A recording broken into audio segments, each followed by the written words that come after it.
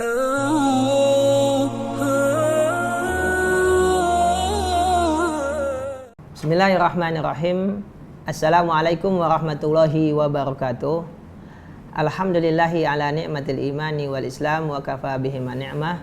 Asyhadu an la ilaha illallah wahdahu la syarikalah wa asyhadu anna Muhammadan abduhu wa rasuluh la nabiyya ba'dah. Allahumma salli wa sallim wa barik ala sayyidina Muhammadin wa ala alihi wa ashabihi wa man tabi'ahum bi ihsan ila yaumil qiyamah, amma ba'du. Allah Ta'ala berfirman dalam Al-Qur'an, wa aqimus salata wa atuz zakata warka'u ma'raki'in. Sahabat BMM yang dirahmati Allah Subhanahu wa taala, perintah Allah Ta'ala untuk berzakat disebutkan dalam Al-Qur'an berulang-ulang kali bersamaan dengan perintah sholat. Hal ini sebagai petunjuk bahwasanya perhatian kita terhadap zakat mestinya sama besarnya dengan perhatian kita kepada sholat. Untuk itulah kita dapati Abu Bakar As-Siddiq sangat menekankan, bahkan beliau memerangi orang-orang yang tidak mau membayar zakat walaupun mereka mendirikan sholat. Untuk itulah BMM melalui media ini ingin menyampaikan sebuah edukasi tentang zakat. Temanya kita kali ini adalah tema tentang zakat mal dan bagaimana cara penghitungannya. Sebelumnya kita mulai dengan penjelasan apa itu zakat. Secara bahasa, zakat artinya mensucikan. Karena zakat memang adalah fungsinya untuk mensucikan. Yang disucikan adalah dua hal. Yang pertama jiwa dan yang kedua harta. Adapun zakat yang mensucikan jiwa adalah zakat fitrah, dan zakat yang mensucikan harta disebut dengan zakat mal. Pada kesempatan kali ini kita akan menjelaskan tentang zakat mal. Apa itu zakat mal? Zakat mal adalah sejumlah harta yang dikeluarkan oleh seorang muslim dari sebagian hartanya dari jenis tertentu dengan syarat tertentu dan diberikan kepada kelompok tertentu. Berikut penjelasan dari definisi tersebut. Pertama, zakat adalah sejumlah harta. Zakat berbentuk harta, beda dengan sedekah. Sedekah bisa berbentuk harta, bisa berbentuk selain harta seperti senyum, membantu orang lain, berbagai macam kebaikan, itu disebut dengan sedekah. Adapun zakat bentuknya hanyalah harta.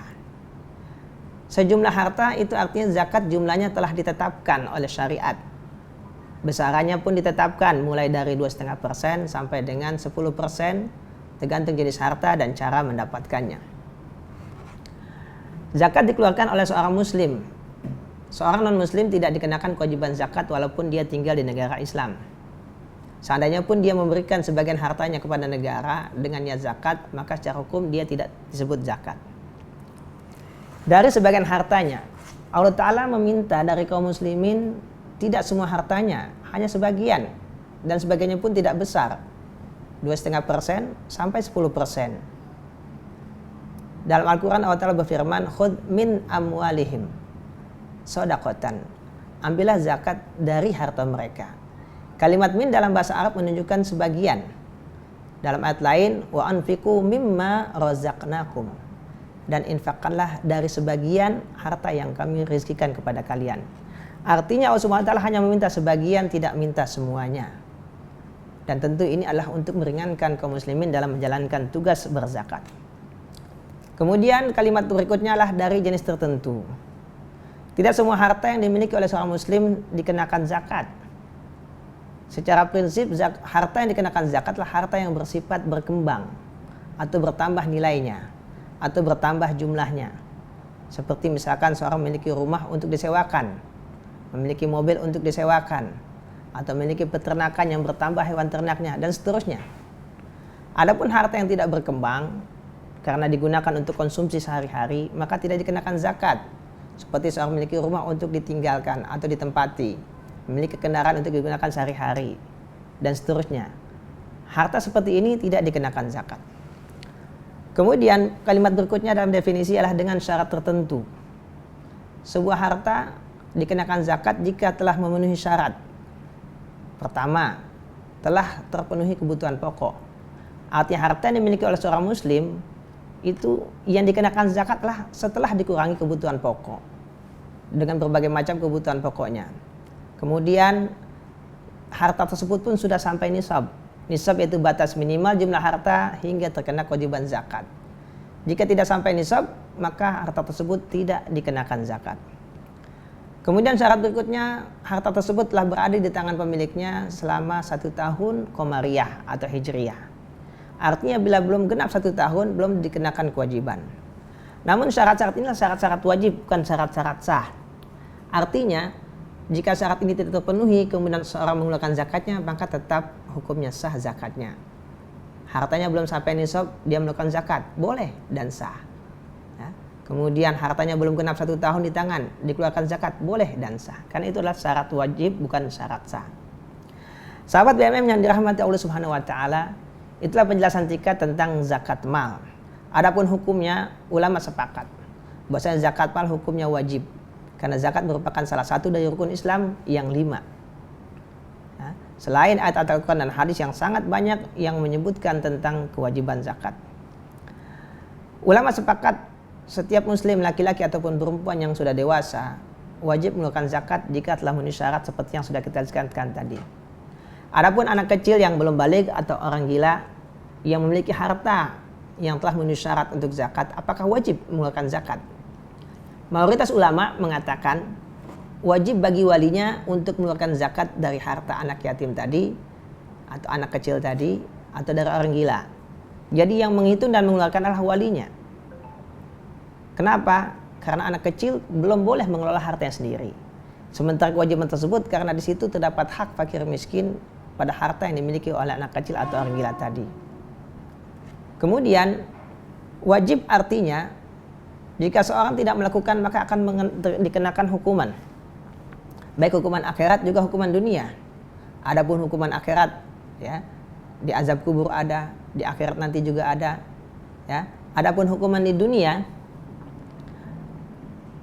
dalam peraturannya seorang yang tidak membayar zakat itu bisa diambil paksa oleh pemerintah.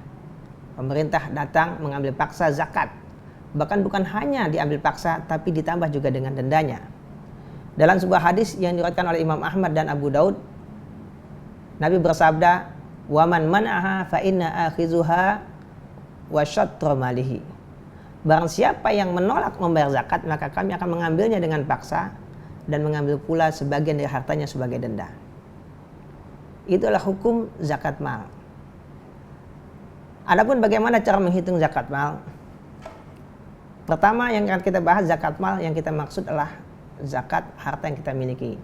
Karena zakat mal itu sangat beragam dan banyak. Mulai dari zakat pertanian, zakat hewan, zakat perniagaan, zakat perusahaan dan lain sebagainya. Namun dalam kesempatan kali ini yang akan kita bahas adalah zakat simpanan kita. Ya. Mungkin kita memiliki simpanan harta, bagaimana cara menghitungnya? Pertama kita mendata kekayaan kita. Ya. Mungkin kita punya mobil, punya motor, punya rumah, punya uang simpanan, punya emas, perhiasan, ya, punya tabungan dan lain sebagainya. Kita data kekayaan kita. Setelah kita data, kemudian kita sortir, ya, mana yang terkena zakat, mana yang tidak. Misalkan rumah, kita punya 2 rumah, satu rumah ditempati, satu rumah disewakan. Oh, berarti rumah disewakan yang hasilnya dikenakan zakat. Kita punya mobil 2, satu disewakan, satu digunakan. Berarti yang disewakan, nah itu yang hasilnya kita hitung zakatnya. Kita sortir. Emas, kalau kita punya emas misalkan, apakah emasnya untuk digunakan sebagai perhiasan ataukah untuk simpanan investasi? Kalau emasnya untuk simpanan, ya maka dikenakan zakat. Adapun emas digunakan sebagai perhiasan, maka tidak dikenakan zakat. Piutang, simpanan, semua kita data. Setelah data kita sortir, kemudian kita hitung totalnya berapa. Ya, misalkan emasnya totalnya ada 20 juta, ya kemudian uang tabungannya ada berapa? 50 juta dan seterusnya kita sortir, kita totalkan jumlahnya berapa, misalkan total kekayaannya adalah 150 juta. Nah, setelah kita berhasil menghitung total kekayaan kita, baru kita menghitung tanggungan, ya. Apa yang harus kita keluarkan? Ya, misalkan kita punya cicilan rumah, cicilan motor, ya, atau mungkin kita punya cicilan asuransi dan lain sebagainya, termasuk kebutuhan pokok kita untuk pribadi, untuk keluarga, untuk pendidikan dan sebagainya. Kita totalkan semua, kita keluarkan, kita sisihkan, ya. Nah, setelah kita kurangi misalkan berapa tanggungan kita, ya, ada misalkan 30 juta, berarti dari 150 dikurang 30 juta, berarti ada saldonya 120 juta. Nah, sehingga yang kita zakatkan saldonya aja. Nah, Ini semua kita lakukan di akhir tahun pembukuan kita. Jadi memang setiap muslim itu harus memiliki tahun pembukuan zakat dia. Karena pada waktu itulah dia harus menghitung kekayaannya. Ya. Jadi cukup dia menghitung kekayaan yang ada saat itu berapa semua, kemudian dikurangi pengeluaran yang harus dikeluarkan saat itu, nah saldonya itulah yang akan dizakatkan. Ya. Baru kemudian kita lihat apakah saldonya sudah sampai nisab atau belum. Ya. Yaitu nisab uang atau perhiasan adalah 85 gram emas murni. Nah, kita lihat harga emas hari ini berapa. Oh, harga emas hari ini misalkan 1 juta. Oh, berarti nisabnya 85 juta. Oh, tadi kita sudah menghitung bahwasanya kekayaan kita semuanya bersihnya ada 120 juta. Oh, berarti sudah sampai nisab. Nah, berarti sudah terkena kewajiban zakat.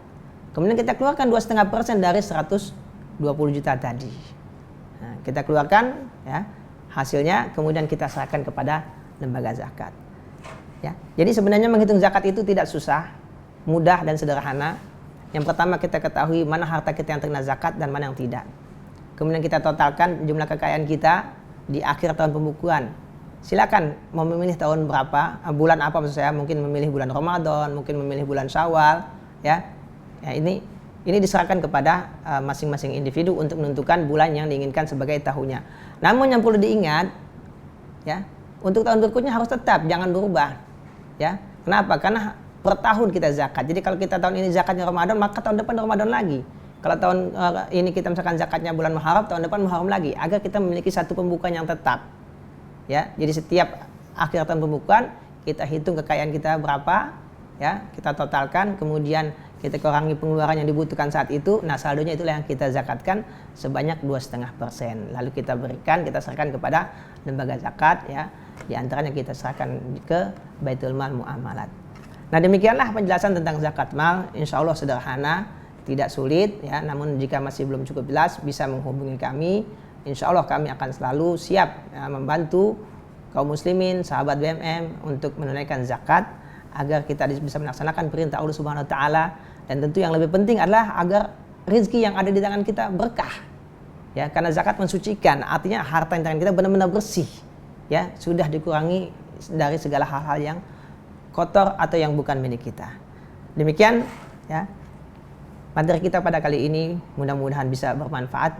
Semoga Allah SWT memudahkan kita untuk berzakat. Dengan memberikan zakat, keberkahan bertambah banyak, rezeki kita bertambah banyak dan bertambah berkah. Sampai jumpa di BMN dan podcast selanjutnya seluruh sahabat BMN. Assalamualaikum warahmatullahi wabarakatuh.